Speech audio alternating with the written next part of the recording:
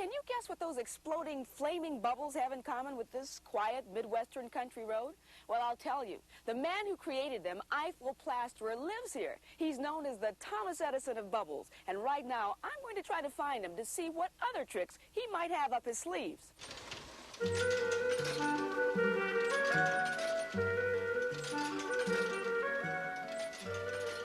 I found Eiffel in his barn, and that was cluttered with antique cars and strange-looking contraptions that turned out to be bubble-making equipment.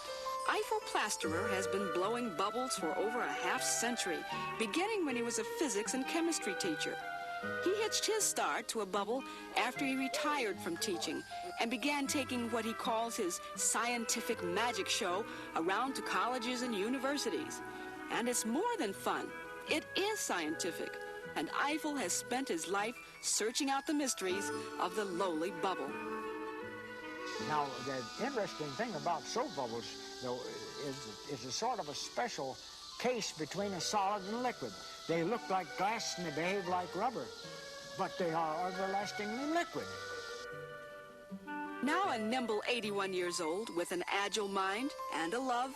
That's right, I said a love for the bubble.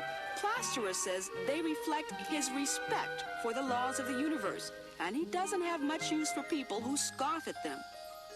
There's just dozens and dozens of things that can be shown, for instance, at oxygen and hydrogen burning today with an explosion. Fire! That shows that bubble blowing can be dangerous. Think what that would be if we had a big building full with hydrogen and oxygen. It'd blow it all to pieces. People don't realize. This is another part of Mr. Plasterer's workshop area where he's doing more experimentation with bubbles, but this time he's doing a very unique experiment. It's called sight of sound, where we actually see how sound waves affect the bubble. Well, we have a little square opening here, and I'm putting a bubble across it. It really is a square bubble. I place it over here in a little frame. I call this the little stage, and it comes down into place. And now the next step is to turn the lights on, and the sound will be coming in through this speaker. This part of his show has never been televised before, and he did it exclusively for You Asked For It.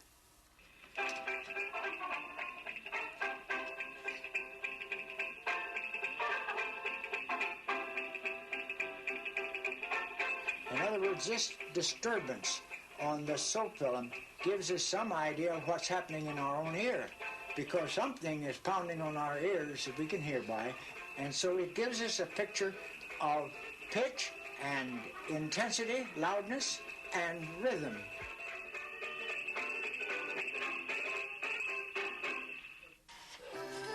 After his sight of sound demonstration, we were treated to more bubble magic. I was 25 years old before I ever blew a soap bubble. And so it's been a fight all the way through to get a better solution. I am everlastingly on the quest of better bubbles. Well, Tom Royer, you wanted bubbles, and you got them, because you asked for it.